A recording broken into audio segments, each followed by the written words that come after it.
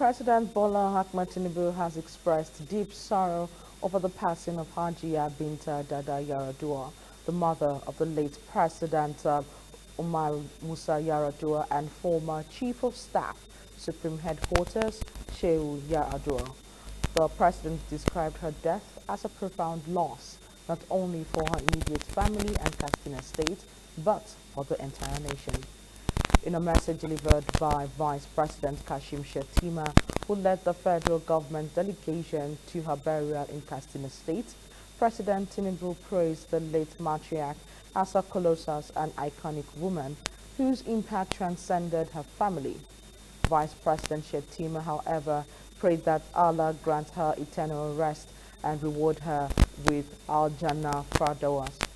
Just as he prayed for the family and the people of Katsina State on the strength to bear this irreparable loss, the Vice President was joined by several high-profile officials, including Speaker of the House of Representatives, Honorable Tajuddin Abbas, Minister of Housing and Urban Development, Ahmad Dangiwa, Minister of Arts, Culture and Creative Economy, Hannatu Musawa, former Secretary to the Government of the Federation, Ambassador Babagana Kangibe, and Special Advisor to the President on General Duties, Aliyu Modibu.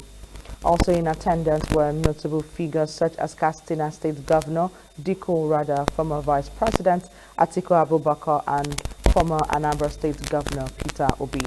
Earlier, Senator Abdulaziz Musa Yar'Adua, the son of the deceased and representative of Katsina Central Senatorial District, paid tribute to his mother's legacy, reflecting on her life as an embodiment of kindness, compassion, and unwavering faith.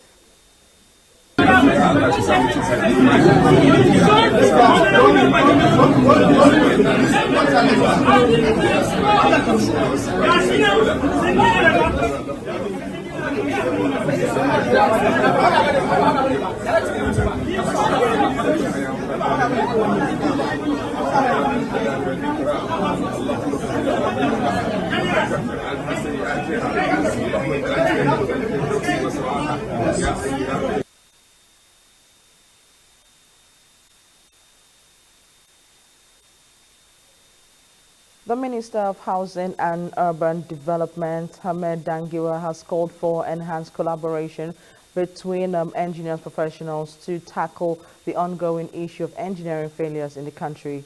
He made this appeal during the opening ceremony of the 32nd Engineering Assembly, organized by the Council for the Regulation of Engineering in Nigeria on Tuesday. Speaking at the event in Abuja, the minister highlighted the crucial role that engineering plays in housing and urban development, stressing the need for rigorous regulation to prevent infrastructural failures.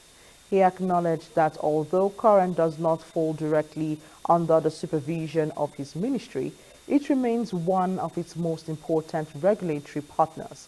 He underscored the significance of the standards and professional ethics enforced by current in ensuring the quality, safety, and resilience of housing and infrastructure projects across Nigeria. He said the standards current set and the professional ethics it enforces are crucial to ensuring the quality, safety, and resilience of housing and infrastructure projects across the nation. The minister expressed concern over the frequent occurrences of engineering failures, particularly building collapses, which have plagued the country. He highlighted current efforts to mitigate these issues, including the establishment of regional offices and additional technical development departments to enhance regulatory activities across various sectors of the economy. One of the officials who joined us, businessman Ali understanding.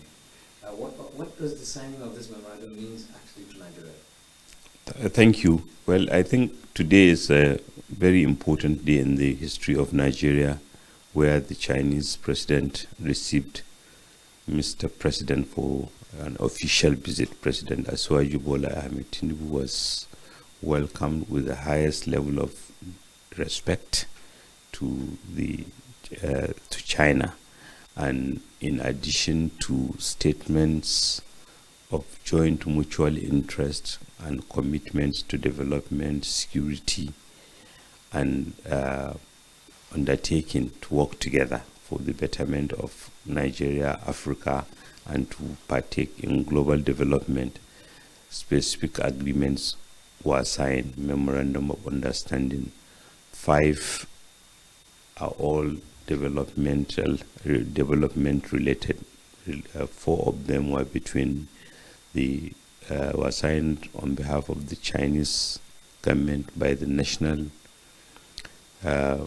Reform and Development, the National Development and Reform Commission of China, and I also signed on behalf of the Federal Republic of Nigeria. Equally, there is one agreement with the China International Development.